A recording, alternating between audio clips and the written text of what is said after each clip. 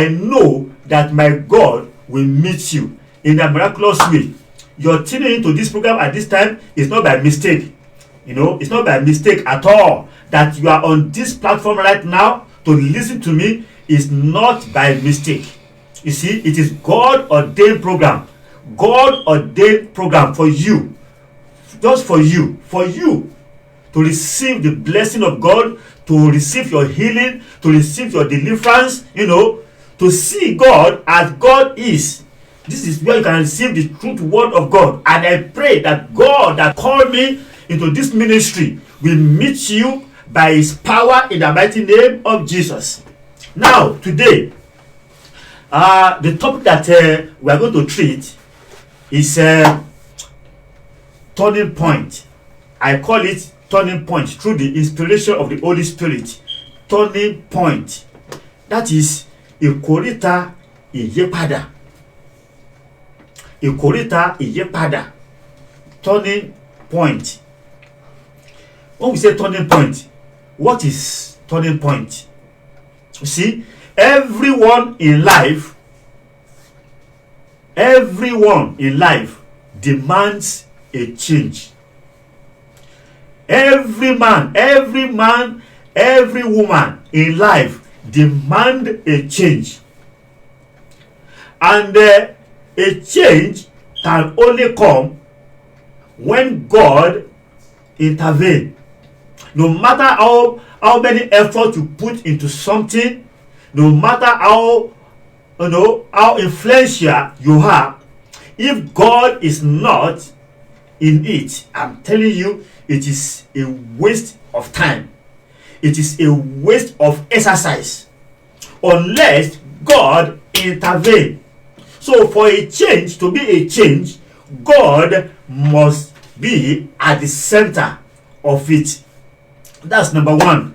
Now, when we say a change or a turning point, let me clarify what a turning point is. You see, a turning point is a decisive point. Mark it. A turning point is a decisive point at which a significant change or historical event occurs, or at which a decision must be made. You see, that is when you get to a crossroad. Nígbà tó bá dé ìkóríta, wà á dé àwọn ìkóríta kan tó jẹ́ pé o ní láti ṣe ìpinnu. Either you go to the right or you go to the left, or you keep on moving. So it's a place where a decisive decision, significant decision, historical decision has to be made. It's like when you get to a T-junction, you don't know, maybe you have to go to the left, or you have to go to the right, or you have to continue moving. But you know in your mind that if a decision is not making and you continue that journey, ó ṣeéṣe kí èèyàn máa rìn lọ, á kàn máa rìn lọ, á máa rìn ìrìn àjò tí ò ní jẹ́ kó dé ibi ilẹ̀ lérí ẹ̀. Á rìn ìrìn àrìn dànù. Mo gbàdúrà lórúkọ Olúwa, Ọlọ́run ọmọ ogun, wọ́n tó ń wò mí, wọ́n tó ń gbọ́ mi yìí, lórúkọ Jésù, ò ní rìn àrìn dànù. Mo ní orúkọ Olúwa, ò ní rìn àrìn sọnù. Tí èèyàn bá ń lọ sí ibì kan, tó bá dé ìkóríta kan tí ò bá fẹ́ mọ ọ̀nà mọ́, a mọ̀ pé ṣé kí n yà sí ọ̀tún ni àbí kí n yà sí òsì, ibo gan ni kí n wá àbí kí n má lọ tààràtà ni. That be a kind of confusion. The only thing that can bail you out is if you see somebody that can tell you that, okay, ibi tó lọ yẹ o, ọwọ́ ọ̀tún ni o, ibi tó lọ yẹ ọwọ́ òsì ni o, ibi tó lọ yẹ máa tẹ̀síwájú lọ tààràtà. Tí o bá rẹ́ni sọ fún ẹ, ó ṣe kí èèyàn máa rìn títí láti àárọ̀ dilẹ̀ ṣú kó má débi tó ń lọ. And bí ọ̀rọ̀ ìgbé ayé ènìyàn ó ṣe rí nìyẹn. Ọ̀pọ̀lọpọ̀ ló ti ń rin ìrìn àjò, wọ́n kàn ń rìn lọ ni, wọ́n ń rin ìrìn àjò yẹn. But ìrìn àjò tí wọ́n ń rìn kò gún wọn débi kankan nítorí pé they are not in the right place. They are not in the right direction. So what they need at that point is to do what? To turn around. To turn, and that is where the turning point comes in. Ìyẹn ni pé ìwọ tó wá ń wò mí ní àkókò yìí, ó wá lè bèrè wá rẹ̀ pé ǹjẹ́ ìrìn àjò tí mò ń rìn lọ́wọ́ báyìí, ìrìn àjò tó ń rìn lọ́wọ́ báyìí nínú ayé ìgangan, ǹjẹ́ ìrìn àjò tó máa gbé ẹ dé ilẹ̀ ìmúṣẹ ìlérí Ọlọ́run ni? Ǹjẹ́ ìrìn àjò tó ń rìn lọ́wọ́ báyìí, ohun tó ń ṣe lọ́wọ́ nísinsìnyí gangan, ǹjẹ́ ó jẹ́ ohun tí ó máa gbé ọ dé ibi tí a pè ní ilẹ̀ ìlérí? Listen to me. Gbogbo ènìyàn pátá òun ni Ọlọ́run òun ló ṣe ètò ilẹ̀ ìlérí ayé ẹ̀ fún. Kò sí ẹnìkan tó wà láyé tí Ọlọ́run ò ní ètò ilẹ̀ ìlérí ayé fún. And that is why God told Prophet Moses to go, we are still going there, to go and deliver the people of Israel, because God wanted to take them to their promised land, a land that is flowing with honey and with milk. But these people are in a strange land under the bondage of the Egyptians. Ìyẹn ni pé ẹnìkọ̀ọ̀kan náà ní ètò fún láti mú dé ilẹ̀ ìlérí ayé rẹ̀. But if you are in a wrong lane, tó bá wà ní ọ̀nà tí kìí ṣe ọ̀nà tí Ọlọ́run fẹ́ kó tọ̀, èèyàn ẹ̀ẹ́dẹ́gbẹ́ ẹlòmíì á kàn máa lé kò dẹ̀ ní bá, á dẹ̀ ṣe kò ní jọra wọn. Why? Because ó wà ní ọ̀nà tí Ọlọ́run kò fi ẹsẹ̀ rẹ̀ lé. Ó ń tọ ọ̀nà tí kò sí tí kò lè mú dé ibi kankan.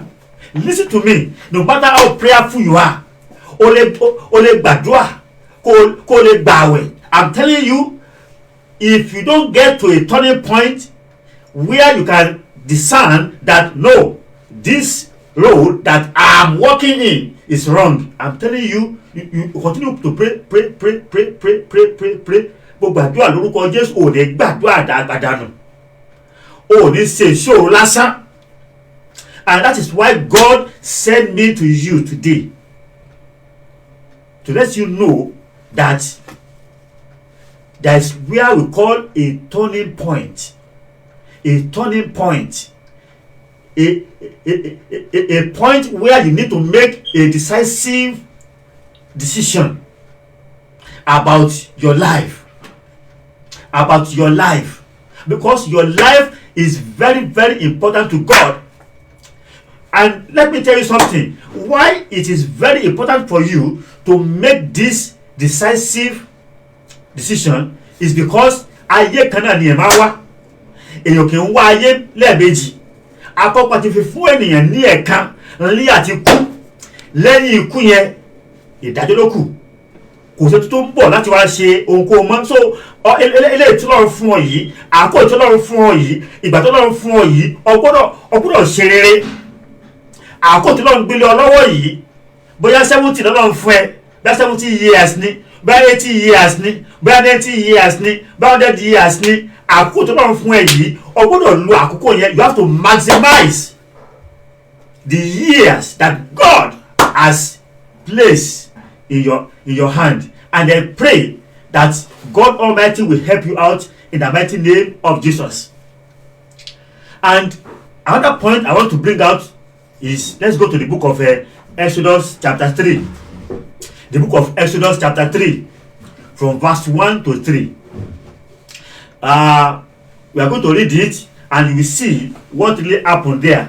The book of Exodus chapter 3, from verse 1 to 3. Let's go. Now Moses kept the flock of Jethro, his father-in-law, the priest of Midian, and he led the flock to the backside of the desert, and came to the mountain of God, even to Horeb. Once again, we are reading the book of Exodus chapter 3. Exodus chapter 3, from verse 1 to 3. Now Moses kept the flock of Jethro, his father-in-law, the priest of Midian, and he led the flock to the backside of the desert, and came to the mountain of God, even to Horeb. And the angel of the Lord appeared unto him in a flame of fire out of the midst of a bush. And he looked, and behold, the bush burned with fire, and the bush was not consumed. Verse 3. And Moses said, I will now turn aside and see this great sight, why the bush is not burnt. Verse 4. Take note of that, verse 4. And when the Lord saw that he turned aside to see, God called unto him out of the midst of the bush and said, Moses, Moses. And he said, Here am I. You see, Moses was ordained by God to be a deliverer. He was ordained by God to be a deliverer of the people of Israel. Ọlọ́run ló yan Mósè láti jẹ́ olùgbàlà fún àwọn ọmọ Ísírẹ́lì. Ẹ má gbàgbé pé Mósè yìí ó jẹ́ ẹni tó rí oore ọ̀fẹ́ Ọlọ́run gidi gbà láti ìgbà tá ti bí gẹ́gẹ́ bí ọmọ ọwọ́ tí tó fi dàgbà. Ó rí oore ọ̀fẹ́ Ọlọ́run gbà, ó rí àánú Ọlọ́run gbà, ó jẹ nílé ọba, ó mu ní ilé ọba. Ṣùgbọ́n ìyẹn gẹ́gẹ́ kọ́ ni ètò Ọlọ́run fún un. Ẹ rí pé Mósè yìí ní àkókò kan nígbàtí ó pa ọ̀kan ní ara àwọn ọmọ Íjíbítì, ó sá kúrò nílẹ̀ Íjíbítì, ó wá sá lọ sí ìlú mìíràn. Níbẹ̀ yẹn gan-an oló ti bá Jethro pàdé. Jethro yẹn olójẹ́ bàbá ìyàwó tí Mósè tó fẹ́. Ṣùgbọ́n tó pé Mósè jẹ́ nìkan tí Ọlọ́run fẹ́ràn tó dẹ̀ yọ́nú sí, tó pé Ọlọ́run ní ètò, Ọlọ́run ní eternal program for Moses. Ó ní ètò ayérayé fún Mósè. Kí ni Mósè sí pé Mósè ó wá ń da ẹran àná rẹ̀. Ṣùgbọ́n ètò Ọlọ́run fún Mósè kọ́ ni pé kó jẹ́ darandaran. No. The plan of God for Moses is not to be as man. No. Kìí ṣe ètò Ọlọ́run kó jẹ́ darandaran. Ètò Ọlọ́run fún Mósè ni pé kó jẹ́ olùgbàlà fún àwọn ọmọ Ísírẹ́lì, ẹni tí ó jẹ́ adarí fún àwọn ọmọ Ísírẹ́lì. Eléyìí tí ó jẹ́ darandaran yẹn Ọlọ́run fi òwe fún pé iṣẹ́ tó fẹ́ gbélé ọ lọ́wọ́, àwọn ọmọ Ísírẹ́lì á dàbí àgùntàn tí ó máa darí tó máa tọ́. Ṣùgbọ́n kìí ṣe ètò mi fún ọ ni wípé kò jẹ́ darandaran. Ẹ̀dẹ̀ wá wo Ọlọ́run wá jẹ́ Ọlọ́run ìyanu. Tẹ́ bá ka ìwé Ẹ́sọ́dù yẹn chapter 3 verse 1 to 4 yẹn, tẹ́ bá kà dáradára, ẹ rí pé kíyàn tó lè jẹ́ darandaran ó máa jẹ́ ẹni tí ó ní sùúrù. Kíyàn tó lè jẹ́ darandaran because a gbọ́ pé Mósè ní ẹ̀ka tí ó ràn lọ́wọ́ onìkan náà ló ń da ẹran yẹn. Ẹ rí pé ẹran míì ó lè gbà wájú, ẹran míì ó lè dúró sẹ́yìn, ẹran míì ó lè stray about. Ṣùgbọ́n ẹni tó máa jẹ́ darandaran gbọ́dọ̀ jẹ́ ẹni tó kí ni o tó ní sùúrù. Irú ẹ̀mí sùúrù yẹn gangan òní Ọlọ́run kí ni o ọlọ́kọ́ Mósè. Ibẹ̀ gan kọ́ ni mò ń lọ. Ibi tí mo lọ ni pé ètò ayérayé fún Mósè ni pé kó jẹ́ darandaran fún àwọn ọmọ Ísírẹ́lì, kó jẹ́ adarí, kó jẹ́ olùgbàlà fún wọn. Ẹ wá wò kẹtọ́ lọ́ọ́ ṣe. See, this God is wonderful. I pray that every good plan of God for your life shall be fulfilled in the mighty name of Jesus. Nothing shall truncate the plan of God for your life in the mighty name of Jesus. Kí ló náà wá sí ni pé Ọlọ́run fún ara rẹ̀ ó wá tọ̀ Mósè lọ nínú aginjù yẹn, ó tọ̀ lọ, ó jẹ́ kí ìṣẹ̀lẹ̀ kan kó ṣẹlẹ̀. Kí ni ìṣẹ̀lẹ̀ tó ṣẹlẹ̀ ni pé iná ń jó ìgbẹ́, bẹ́ẹ̀ ni ìgbẹ́ òsì kí ni ìgbẹ́ òórùn. Iná ń jó ìgbẹ́, ìgbẹ́ òsì run. Mósè wá ń wò rẹ̀ pé ẹdúró náà ṣé òun sùn ni àbí òun lálàá. Ìyẹn ni pé Ọlọ́run fẹ́ attract attention Mósè sọ́dọ̀ rẹ̀. Níbi tó ti ń wòran yẹn tó ń wo iná tó ń jó ìgbẹ́ tí ìgbẹ́ òsì run yẹn, ó wò pé kí ló ń ṣẹlẹ̀. Mo máa rí kankan, ó máa rí kankan tí etí mi máa ẹlẹ́mọ̀ yà mí lẹ́nu. Níbẹ̀ ibẹ̀ yẹn wọ́n ní pé nígbà tí Mósè tó sì yí padà. You see, that's his turning point.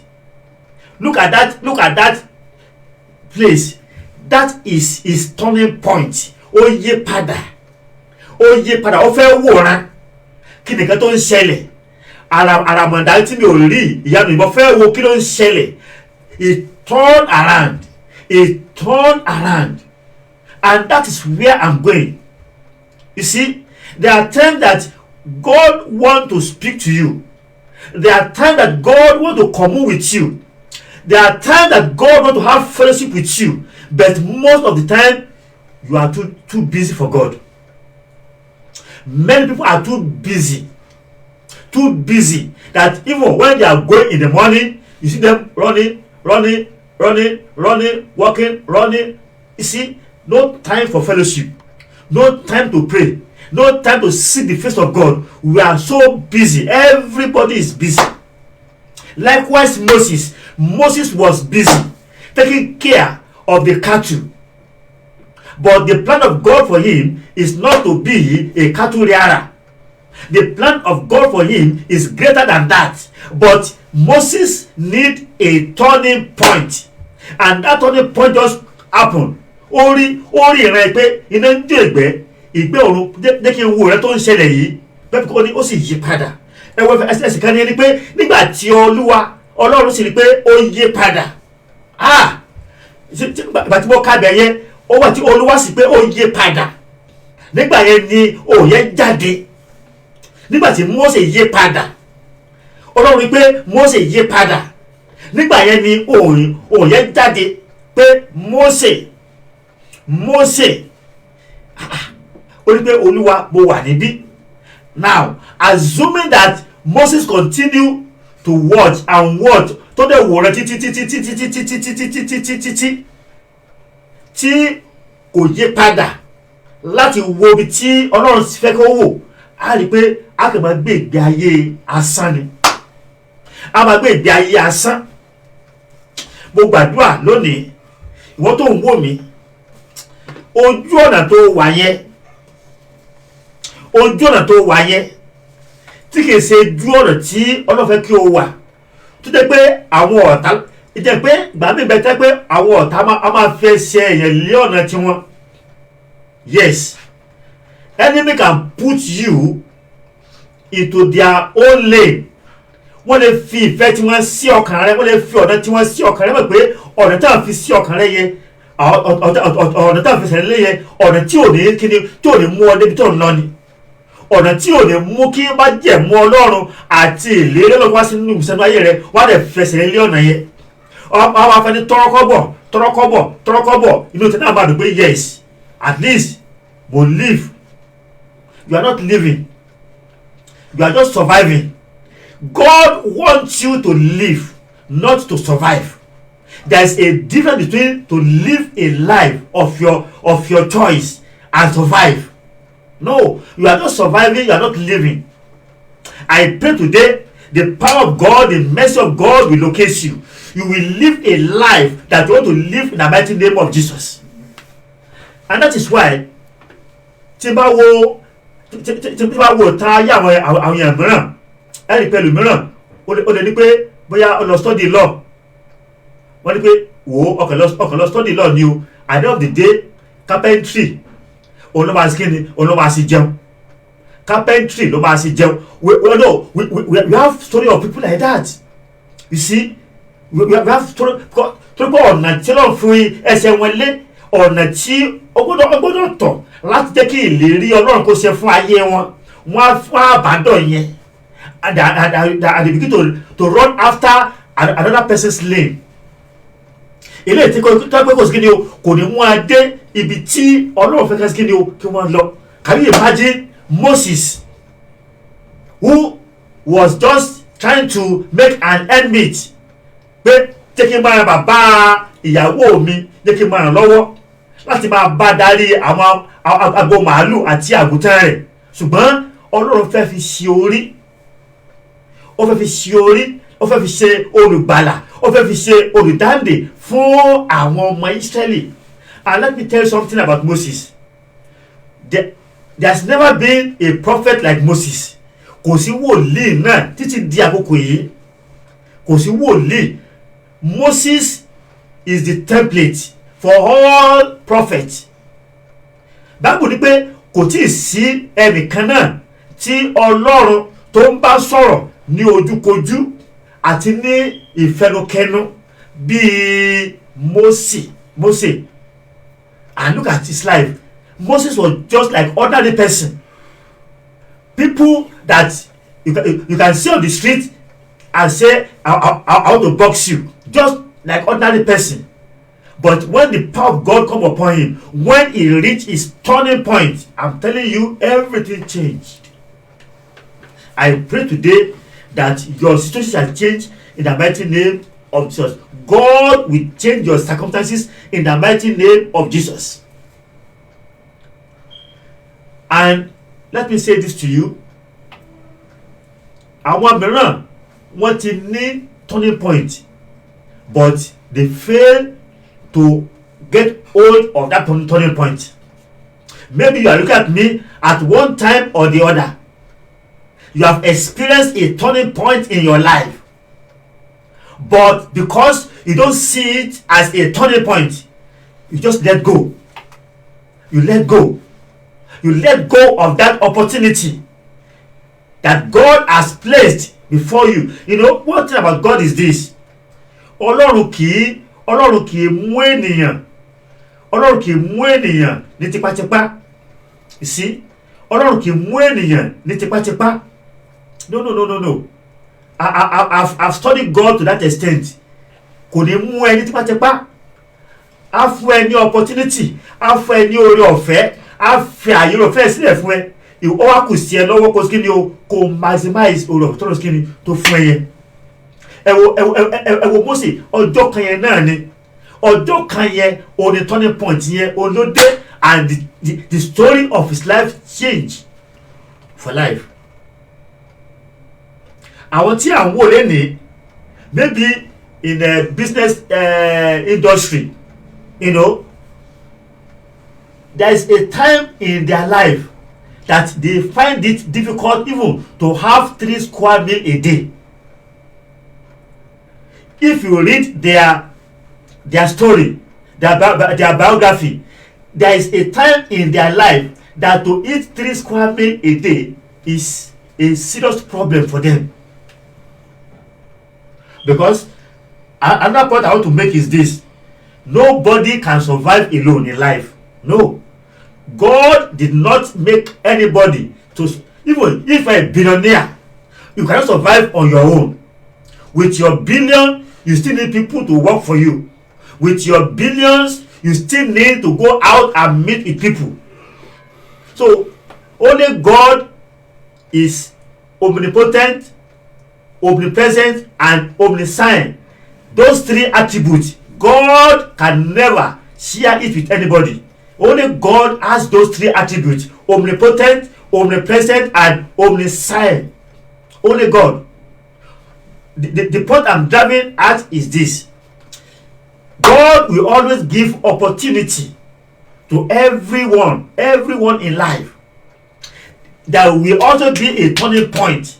But how did you manage that turning point that God has placed in your care? Báwo ni o ṣe maximize ẹ̀? Báwo ni o ṣe lo àǹfààní yẹn? Báwo ni o ṣe lo oore ọ̀fẹ́ yẹn? Bóyá tí orí oore ọ̀fẹ́ yẹn o ṣe gẹ́gẹ́ bí oore ọ̀fẹ́, o kàn ṣe báṣubàṣu, and that opportunity slip away from your hand. But one thing I want you to know is that our God is a merciful God. Whatever you have lost, at the point of your turning point, God will restore it back to you in the mighty name of Jesus. And if you are expecting a turning point in your situation, I'm telling you, wait for it. Your turning point is now in the mighty name of Jesus. Good thing is coming your way in the mighty name of Jesus. Breakthrough is coming your way in the mighty name of Jesus. Even, let me give you another example of the area of turning point in one's life that you need to take very, very important. In the book of Luke chapter 5, verse 1 to 5. Luke 5, 1 to 5. In that passage, there is a man called Simon Peter. Simon Peter was a fisherman. He was ordinary fisherman, unlearned fisherman, a man without formal education. But what happened on that fateful day, on the day of his turning point? On the day of his turning point, he labored day and night looking for fish to catch. Gbogbo ẹ̀ lọ, ó ti ṣiṣẹ́ láti òru, ó ṣiṣẹ́ láti òru, gbogbo òru pátápátá, ó wá ẹja kò rí ẹja. Gbogbo òru pátápátá ló fi wá ẹja tí kò rí ẹja ká. Ṣùgbọ́n bá tó di ní àárọ̀, ó wá rí ìbẹ̀wò ńlá. Please listen to me. Ó rí ìbẹ̀wò ńlá. Despite the fact that he was frustrated, ó wà frustrated, ó wà disappointed pé láti àárọ̀ òun ti ń wá ẹja, òun ò dẹ̀ rí ẹja. Now, Jésù Olúwa ó wá tọ̀ lọ, ó wá ní pé arákùnrin ẹ kú iṣẹ́ o, jọ̀wọ́ ìjẹ́ mo lè lo ọkọ̀ rẹ, because ó ní boat tó fi bí ship tó fi ṣiṣẹ́ ẹja yẹn. Jésù Olúwa tọ̀ lọ pé ìjẹ́ o lè fún mi ní ọkọ̀ ojú omi pé kí ni o kí n lò ó láti fi sọ̀rọ̀ fún àwọn ènìyàn. Ẹ wò kán bẹ̀rẹ̀ ni pé number one, ẹni tí ó ti sí láti òru di àárọ̀ tí ò pa ẹja ẹyọ kan, kí ló yẹ kó ṣe? Ó yẹ kó bara jẹ́, kó pé you this man, what are you looking for? Please go your way. Ó yẹ kó show frustration rẹ̀, kò show ẹ̀ fún Jésù Kristu Olúwa wa, kò ṣe bẹ́ẹ̀. Ó ní pé ẹ sà tẹ bá fẹ́ lò ẹlò tẹ fẹ́ lò. And you know what? Jesus Christ entered into that boat. He preached the gospel. After the gospel, he now said to Simon Peter, this is a professional fisherman. Peter knew in and out on how to fish. He's a professional fisherman. Wọ́n sọ fún Pétérù ní kọ́yá ní òtí lọ́kọ́ jẹ́ tó ní mú àwọn rẹ̀, ó ní ọ̀yá jù sí ọwọ́ ọ̀tún. I know what? Immediately he threw his net to that side tí Olúwa ní pé kó ju àwọn rẹ̀ sí ní ojú ẹsẹ̀. Àwọn ní pé àwọn rẹ̀ ó sì kí ni ó kún àkúnwọ́ sílẹ̀ níbi pé ó sì kí ni ó fẹ́ fàyà. Kò lè dá àwọn yẹn fà, ó láti pe àwọn ọ̀rẹ́ ẹ̀ tó wà ní àyíká pé ẹ jọ̀wọ́ ẹ wá ràn mí lọ́wọ́. You see what I'm saying about turning point? When your turning point is about to happen, things may not work the way you want it to work. When your turning point is about to happen, your environment may not look the way you want it to look. You may be hearing a lot of negativity from left and right, front and back, from your friends, from your relatives. They can say, oh, it is over. They can say, oh, you can't make it again in life. They can give you all sort of name. People can write you off. And that is why most of the time you don't listen to what people say. Don't listen to what people say. Most of the time when you listen to what people say about you, I'm telling you, you can never get to your turning point. And even when you get to your turning point, you may not get what you're supposed to get, because ọ̀rọ̀ táwọn yẹn sọ ló máa rí títí pé wọ́n ní pé I'm a failure, but that's not a failure, because the Bible says that I know my thoughts towards you. Ó ní mo mọ èrò tí mo ní sí ọ pé èrò rere, èrò àlàáfíà láti fún ọ ní ìgbẹ̀yìn dáradára. Èrò tó lọ́rọ̀ nìyẹn. Ohun tí ènìyàn sọ nípa ẹ̀kọ́ ló má tà. No. Ohun tí wòlíì ìjọ ẹ tó sọ nípa ẹ yẹ kọ́ ló má tà. Ohun tí pásítọ̀ jẹ́ sọ nípa ẹ okọ́ ló má tà. Ohun tí ọ̀rẹ́ rẹ sọ nípa ẹ okọ́ ló má tà. Anybody can say anything. I'm telling you this because I need to encourage you in the Lord that no matter what, they are not your creator. Only God has a final say. Look at the life of Peter, ordinary fisherman, illiterate fisherman. At that point in time, ó ti lose hope pé lẹ́yìn eléyìí kí n máa lọ sí ilé. Ṣùgbọ́n Ọlọ́run ní kí ni ó ní ètò fún. And at that turning point, what did he do? He let go. He let go of his sheep. Pé ọlọ́fẹ́ lónìí ẹ̀dẹ̀ á wò ní time yẹn kò tí ì mọ Jésù o. Pétérù ò mọ Jésù. Kò mọ Jésù, kò bá Jésù pàdé rí. That will be his first encounter. His first encounter with Jesus. And that is why, listen to me, many of you, because of ìkan tó wà ń ta àwọn fake prophets, àwọn fake man of God tó wà ń ta, ó ti gbàgbọ́ pé gbogbo ìrẹsì Ọlọ́run pápátá òun náà ni fake. I'm telling you, you get it wrong. You get it wrong. You get it wrong. Because if not, you are likely to miss it.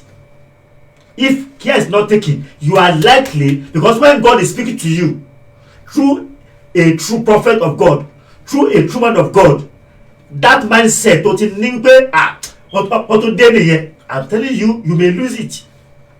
Thank God that Peter didn't lose it on that day. Thank God that Peter didn't miss it on that day. Thank God that Peter was alive in the spirit. And you know what? Nígbà tó kó ẹja yẹn tán, ó wá pe àwọn ènìyàn, wọ́n bá wá àwọn yẹn. I know what happened.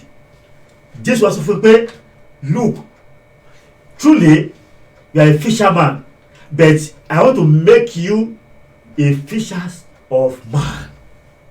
I want to make you a fishers of man. And look at Peter today. Look at Peter today. Is now a man of history. Man of history. God want to make you a man of history. God want to take you out of that locality. He want to take you to international level. I'm telling you. You know, many times gbogbo wa ló bá wí.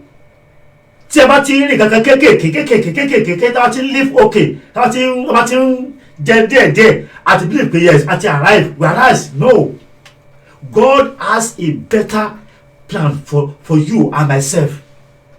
Look at Peter, a fisherman, a man of no recognition, and when the hand of God for a turning point touched his life, oh my God, he was empowered.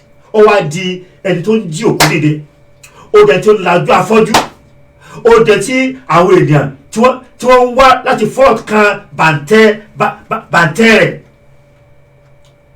Ordinary fisherman, that is what God can do. When a turning point come to you, when a coming point come to you, I'm telling you, your life will never remain the same again. But don't forget, Peter let go. Assuming you are Peter today, and a man of God comes to you and said, please, that's your Bentley, that's your limousine, can you just spare me like 1 hour? I want to use it for gospel. What will you say? And wọ́n tó ti dé o, àwọn pásítọ̀ yìí tó ti dé, wọ́n fẹ́ gbá mi lójú. Whereas it is not like that. I'm telling you, I will let you know some things that you need to understand about turning around. You want turning around in your business.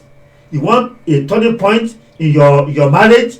You want a turning point in your profession. You want a turning point in your academic. You want a turning point in your ministry.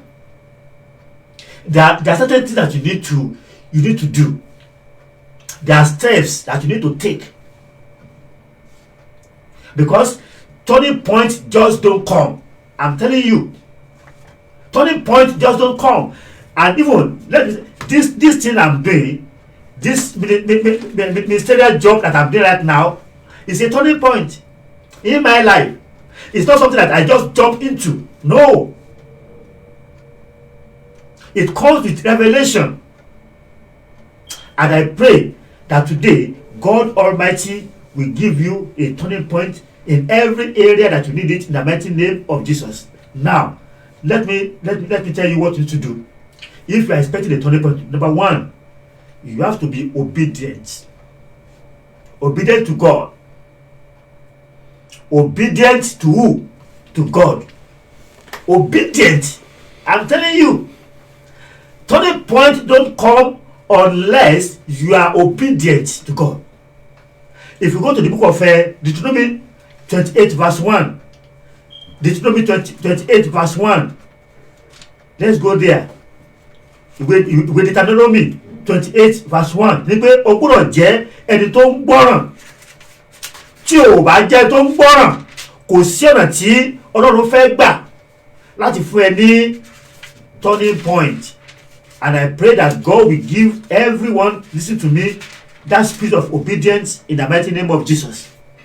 You see, Deuteronomy 28 verse 1, it says, "And it shall come to pass, if thou shalt hearken diligently unto the voice of the Lord thy God, to observe and to do all his commandments, which I command this day, that the Lord thy God will set thee on high above all nations of the earth, and all these blessings shall come on thee and overtake thee, if thou shalt hearken unto the voice of the Lord thy God." Obedience. You have to obey God. In all areas of your life, you have to obey God. When God say yes, you say yes. No, you say no. You have to follow God in his word.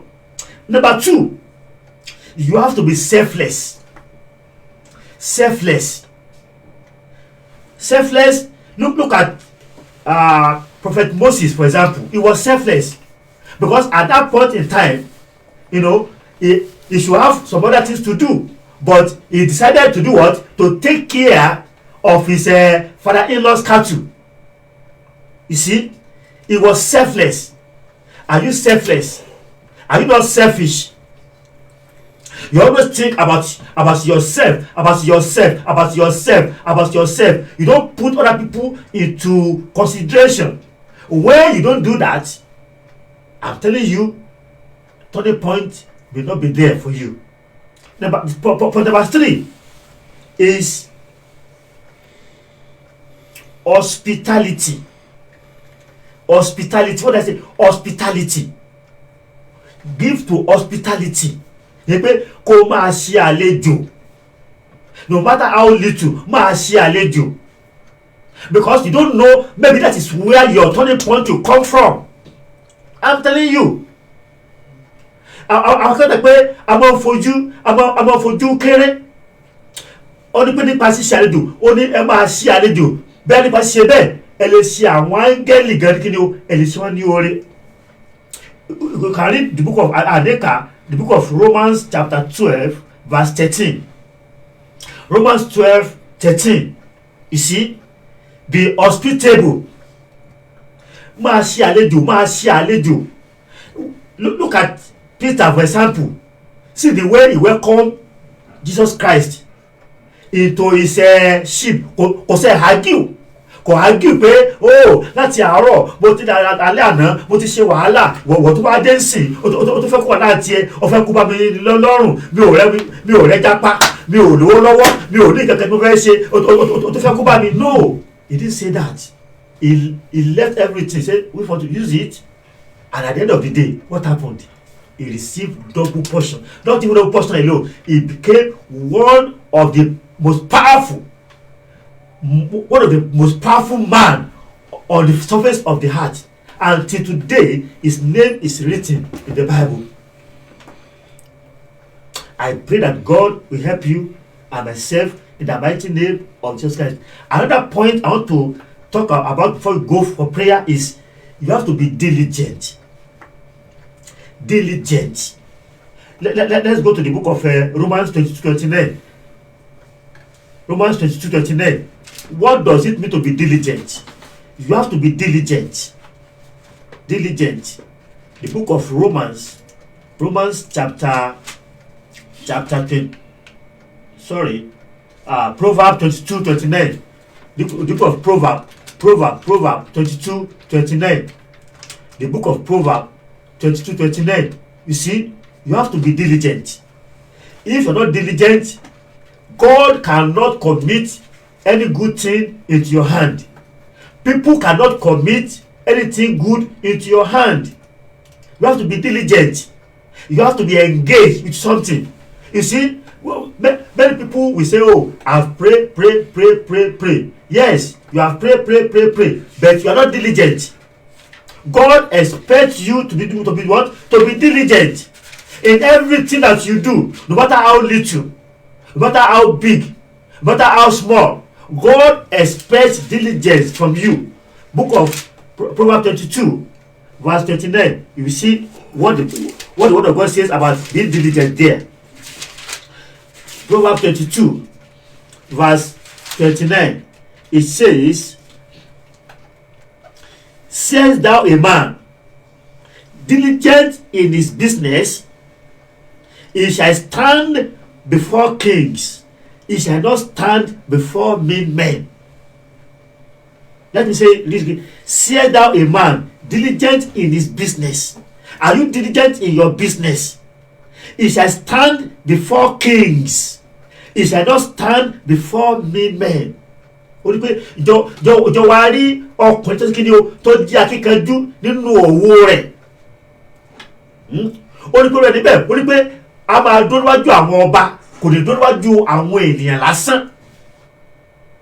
Whatever your hand is to do it diligently, because somebody is watching you.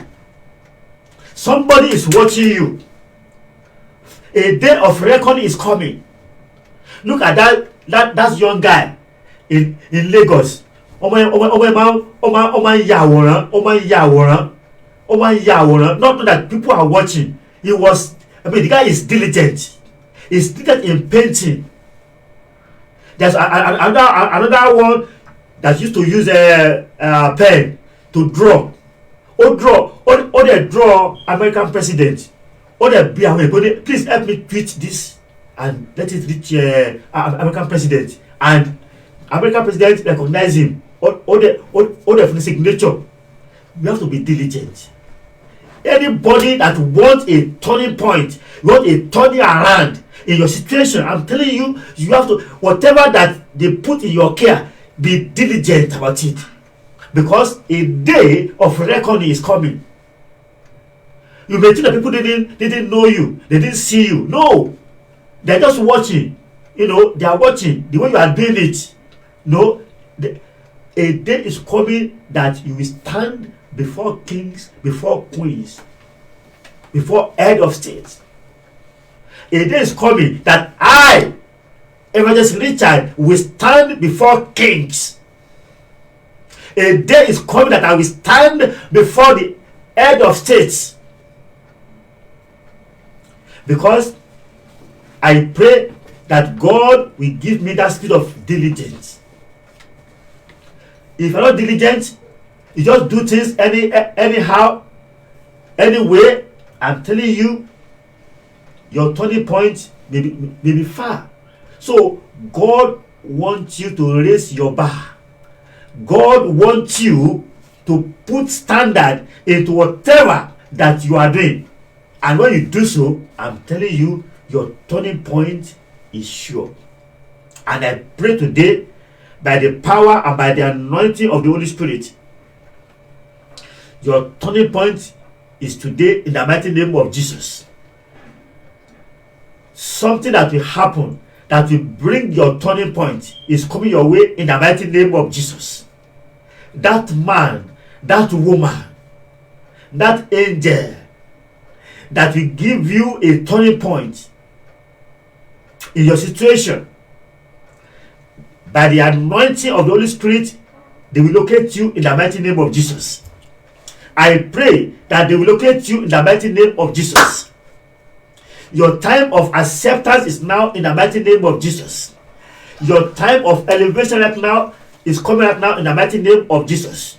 Gbogbo ọ̀nà tí o ti tọ̀ tí kìí sí ọ̀nà tirẹ̀ yẹn, gbogbo ọ̀nà tó ti gbẹ́sẹ̀ lé tí kìí sí ọ̀nà tirẹ̀ yẹn, ẹ̀mí ọ̀run lórúkọ Jésù ó máa dá ọ padà sí ojú ọ̀nà. Mo ní agbára ọ̀run ó máa dá padà sí ojú ọ̀nà. You know, I know of a woman.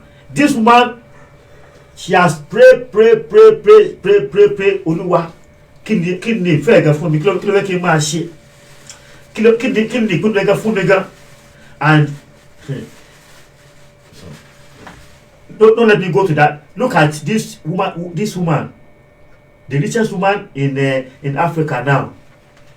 You see, look at just ordinary tailoring.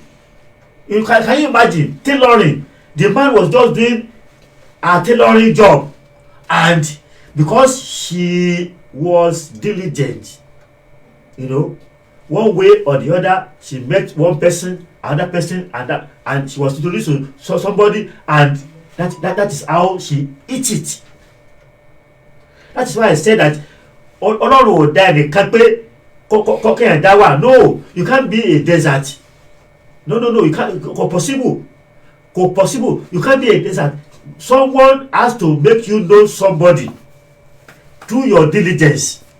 That even when they commit something into your hand, one day, yes, anything below here, kò sí ni ó máa ṣe bẹ́ẹ̀ ṣe fẹ́. Can people commit something into your hand and have rest of mind? Many people are asking for the turning point, but they are not faithful. In a little thing, they are not faithful, and faithfulness is required if you want a turning point. Faithfulness. Hardly can, even in our country today, Nigeria, hardly can you find somebody you can commit something into their hand, you know, without twisting you left or right, even without sending hire killer after you. Faithfulness. If you are praying for a turning point, you have to be faithful. Faithfulness is very, very important. And I pray that spirit of faithfulness, God will grant you in the mighty name of Jesus. But by going to àdúrà, ṣùgbọ́n our Christianity, many people just pray, 7 days prayer, 30 days prayer, 50 days prayer. But when you don't do the needful, I'm telling you, you are not praying anything. You have to do the needful. You have to do things that are supposed to be done. Then you will see the result of prayer. Not just pray fast, and see you didn't change your way of life. I pray that God Almighty will help you in the mighty name of Jesus Christ. Now, we're going to gbàdúrà lórí turning point náà ni. Ibi tó wà yẹn sọ fún Olúwa pé kó gbàdúrà fẹ́nu ara ẹ gbàdúrà wípé Olúwa gbogbo ìrìn tí mò ń rìn tẹ́ bá wọnú ayé. I'm telling you, I see a lot of people here in London. Ẹ máa rí àwọn èèyàn wákàtí máa rìn káàkiri. Wọ́n tó bá ti dí làárọ̀ báyìí, they are not going anywhere. And about what's being they are not going to work, they will just be walking around while the money can't carry. But don't pay, it will be a same waste. It will be destined the same waste. You see, say I want you say Ọlọ́run ní pinnu fún Ọlọ́run ní pinnu fún wọn. Ó ní pinnu fún wọn, but gbàdúrà pé